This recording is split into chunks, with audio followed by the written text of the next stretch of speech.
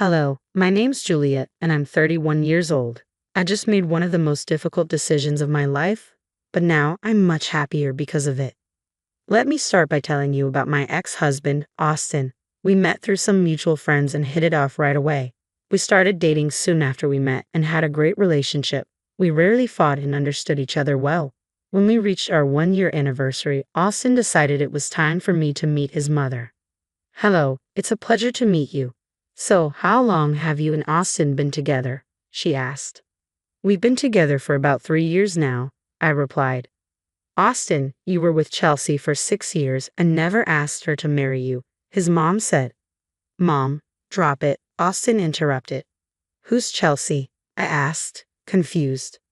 Chelsea was my girlfriend through high school and college. They were perfect for each other.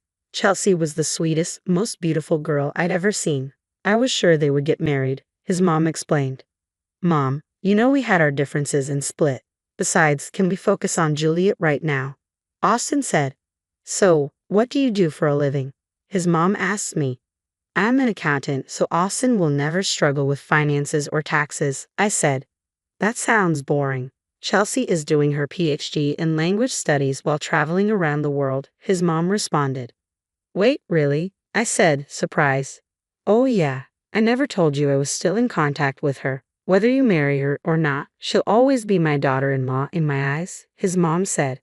But I'm going to be your daughter-in-law in reality, I pointed out. If Austin and Chelsea couldn't last, I guess you're a good enough backup for him, she said. Backup? I'm not his backup, I said, feeling hurt. Things are getting too heated. Why don't we drop the topic and focus on something else? Austin suggested. All I'm saying is that Austin can do better than Juliet. Chelsea is still single, and I'm sure now that they've grown, they can get back together, his mom insisted. Are you seriously trying to set my fiancé up with another woman right in front of me? I asked, shocked. Mom, that's enough. Juliet, be respectful and don't talk to my mom that way. Can we please just resume dinner? Austin said. I was genuinely shocked by what had happened. I heard horror stories about your partner's parents not liking you, but I never expected this. For Austin's mom to try to get him back with his ex while I was sitting right there was shocking. I could tell that what Rosa said had an effect on Austin. He started acting differently. I caught him looking at Chelsea's social media, deciding whether to follow her. When I confronted him, he apologized and said he was just curious. After that, he stopped thinking about her. A year passed, and I limited my interactions with Rosa.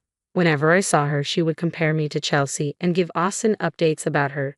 This affected him, and we fell into a cycle. He got upset. I confronted him, and he forgot about it.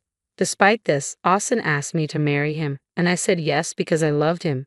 The wedding went smoothly, and I thought a good wedding meant a good marriage, but I was wrong. Rosa's comments about me not being like Chelsea got worse, and Austin never stopped her. Nothing I did was good enough. I endured it all because I loved Austin. Then Rosa stopped mentioning Chelsea, and Austin didn't seem distant anymore. I was glad things were improving until I found some texts between Austin and Chelsea. Austin, we need to talk. Uh-oh, did I do something wrong? I don't know. You tell me. Look at these texts.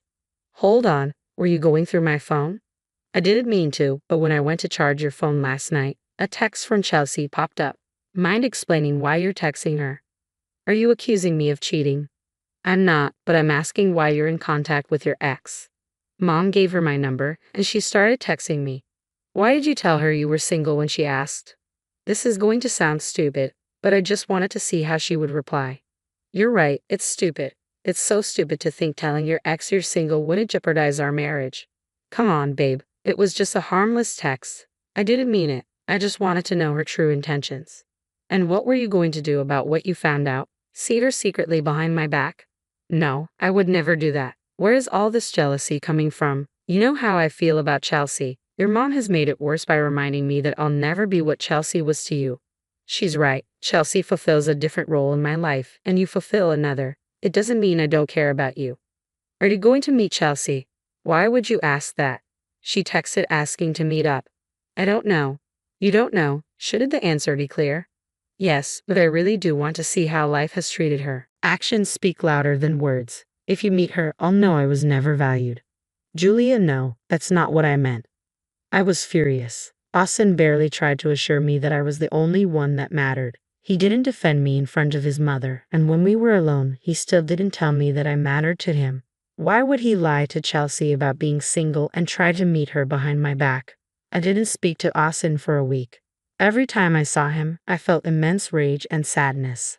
I didn't want to talk to him feeling that way. When we finally talked, Austin said he wouldn't meet Chelsea, but it felt like he resented me for forcing him not to go. I was tired of his lack of care, but I was glad he chose our marriage over his ex. Eventually, I went back to being my normal self. Austin and I worked on our relationship because we were at a breaking point and wanted us to last. At least I thought both of us did. When Thanksgiving came around, Rosa invited us and her other children and their families for a big Thanksgiving feast. When we arrived, Rosa greeted us at the door. "Hi, Austin." "Hi, Juliet. Happy Thanksgiving." "Hi, Mom. It sure smells nice here." "Hi, Rosa. Happy Thanksgiving. If you don't mind me asking, why is Chelsea, Austin's ex, here?" "You know, that girl is part of the family. She had nowhere to go for Thanksgiving, so I invited her." "Oh, that's nice. I can't wait to catch up with her." "You're going to have a blast learning about her life. So much has happened since you broke up." "Rosa, you know I don't like Chelsea. She tried to ruin my relationship with Austin. Why would you invite her?" "First of all, this is my house and I can invite whoever I want. Secondly, stop being a big baby about it. She and Austin aren't getting back together anytime soon." "Babe, I love that you're a little jealous, but I'm sure Chelsea has changed. I mean, look at her. She looks like a whole new person. I just don't feel comfortable with this." "You know what? Since you're so uncomfortable, you can sit at the kids' table," Rosa said. "What? Why?" I asked, feeling confused and hurt. "I don't want your negative energy ruining things for us at our table. You can sit with the kids and be as fussy as you like." "Austin, are you going to say something to me?" I pleaded. "Sorry, babe. Mom owns the house, so she gets what she wants. You go sit with the kids. I have some catching up to do," Austin replied dismissively. "Oh, and Juliet, if you throw even a single tantrum right now, I will have you thrown out of the house and never invited over again." "Got it. Why are you doing this? You know these things hurt me, and you still do them. Do you enjoy seeing me uncomfortable?" I asked, my voice breaking. "Is that a tear I see?" "Just go sit at your table," Rosa said coldly. I was humiliated. I couldn't believe I was being treated like a child. What had I done to deserve this kind of treatment? Austin didn't even care. He was too engrossed with Chelsea to notice how hurt I looked. Rosa smirked at me as she ushered Austin away to the adults' table. I felt tears pricking my eyes, but I refused to cry. I wasn't going to give Rosa the satisfaction of knowing she had an impact on me. So I picked up my pride and went to sit at the kids' table. Thankfully, the kids were lovely. Most of them were between 11 to 14, so I could actually hold conversations with them.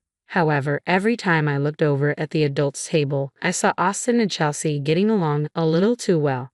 Chelsea constantly had her hand on Austin, and she laughed at everything he said. Austin looked like he was having the time of his life. I felt like my skin was crawling. How could Austin behave that way when he knew his wife was seated just a few feet away? Needing a break from the kids and the sight of Austin and Chelsea, I walked into the kitchen to get a tall glass of cold water. That's when Austin's dad, Wade, walked in. "So, why are you sitting with the kids? Did you volunteer to babysit for us tonight?" Wade asked, clearly puzzled. "Oh no, Rosa asked me to sit there." "What? Why?" "Apparently, it was wrong of me to be uncomfortable with Chelsea being here." "Why would it be wrong? Hell, even I'm uncomfortable with her being here. I know I wouldn't want any of Rosa's exes here on Thanksgiving." "Tell me about it. It just hurts to see Austin not even care about it. He's so caught up with catching up with her that he doesn't even notice how hurt I am." "Yeah, I completely agree. This isn't how I raise my son. Do you want to say something?" "I would, but Rosa threatened to kick me out, so I don't want to cause a scene." "What? Why would she kick you out?" "I guess I'm used to it." "Why in the world are you used to it?" "Rosa has never really liked me." "What? No, that's nonsense. She loves you." "I can assure you she does not. She's made it clear on several occasions that I will never compare to Chelsea. I watched their relationship, and let me tell you, you're a million times better than her." "Thanks, Wade. How come I've never heard all this before?" "You're almost always working, and Rosa threatens me to keep my mouth shut." "Yeah, that tracks. How come Austin hasn't said anything?" "Austin can never seem to disrespect his mother. He tells me to just go with the flow to avoid any conflict. Why would you avoid conflict when you're the one that's constantly getting hurt? I wish I could tell you, Wade. You know what? I'm going to deal with this. I'm not going to let you suffer like this. No, I don't think you should. It'll only make things worse for me. I highly doubt that. Listen, I know I'm only your father-in-law, but I think you should reconsider things with Austin. You deserve a man who will always stand up for you, not someone who puts you down just to avoid conflict. I know, I just can't begin to imagine starting over again. Anything's better than you being treated like a doormat. You're right, I'll think about it. Good, now let me take care of things here.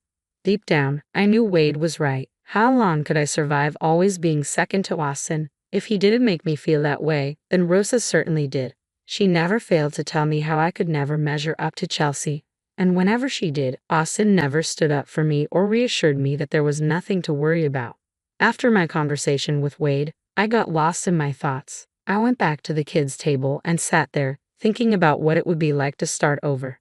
The process of divorce seemed scary, but getting one I felt like a failure. I couldn't even make my marriage last. I knew it wasn't my fault, but the feeling still lingered. I was pulled out of my thoughts when Wade declared he had an announcement to make. I didn't know what he was going to say, and I was not prepared for it. Wade stood up and began thanking everyone present. He then expressed his wish for the family to be more open and welcoming. He said he felt ashamed of how I was being treated by Rosa and Austin. Both Rosa and Austin turned red in the face. Wade went on to talk about how Rosa couldn't let go of Austin's previous relationship, making my life miserable. He also criticized Austin for not standing up to his mother and enabling her behavior. Wade told everyone he was embarrassed by Rosa's actions and announced he was going to divorce her. Everyone gasped. I was shocked that Wade would do something like that because of me. Rosa did not take it well. She began yelling at him, asking how he could say something so horrific on a day that was supposed to be happy. When she realized Wade was serious, she began to cry and beg him to take her back. Wade looked at her with disgust and said he didn't want to be with someone so cruel. He then revealed that Rosa had been secretly meeting her ex-boyfriend for the past year. He had suspected them but was always told they were just co-workers and old school friends. One day, Wade came home early and caught them in bed. He never confronted her, but he took pictures as proof and left the house. Rosa looked pale and her sobbing intensified. Wade told her she was projecting her actions onto Austin, which was not okay. Rosa kept begging, but Wade just put his drink down, took his coat, and left the house.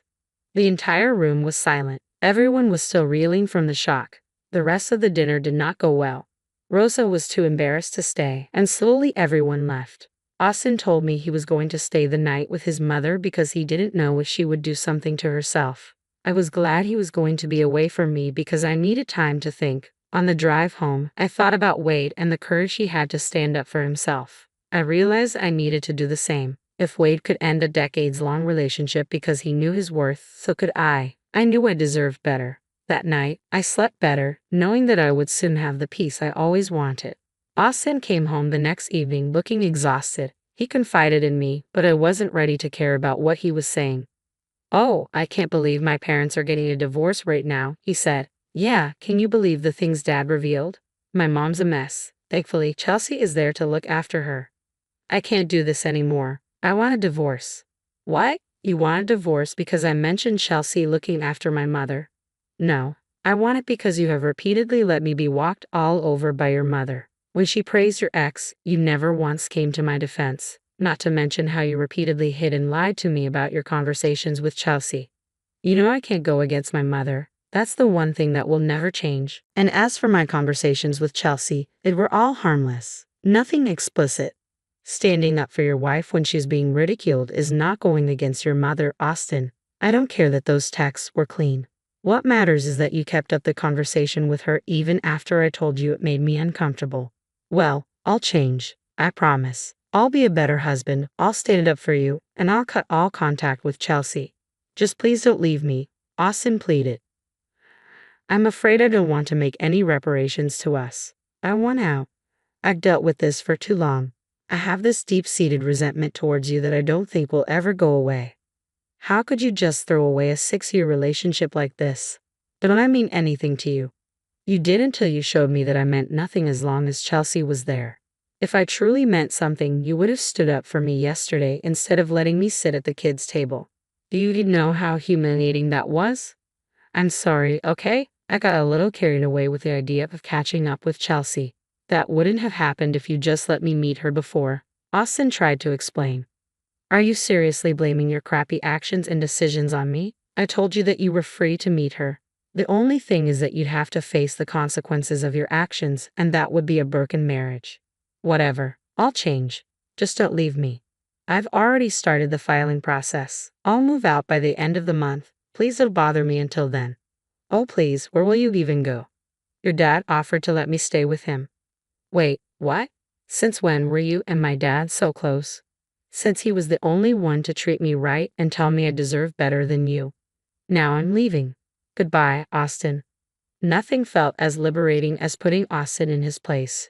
It hurt to do it, but I knew it was the best thing for me. Seeing him look hurt and upset gave me a sense of vindication. I spent years tormented by his mother, his ex, and he never stood up for me. Finally, he got a taste of his own medicine. It hurt that he valued his ex over me, and in the end, he would probably go back to her. But I knew firsthand what kind of man Austin was, and all I could say to Chelsea was, all the best. He's your problem now. I moved out of our house that weekend and into Wade's. We spent a lot of time grieving the loss of our relationships. I felt bad that I was the reason his relationship ended, but he assured me that I only helped him see the truth about his wife.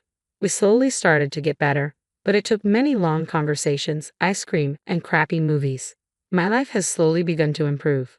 There are still days when I wake up missing Austin like crazy, but then I remember how I felt when I was with him, and I no longer miss him. I've decided to move away from this town because everywhere I go reminds me of Austin and me. I managed to find a good job in another state, and I'll be leaving in a month. I'm moving on to bigger and better things now. I can't wait to start a new life and fully heal.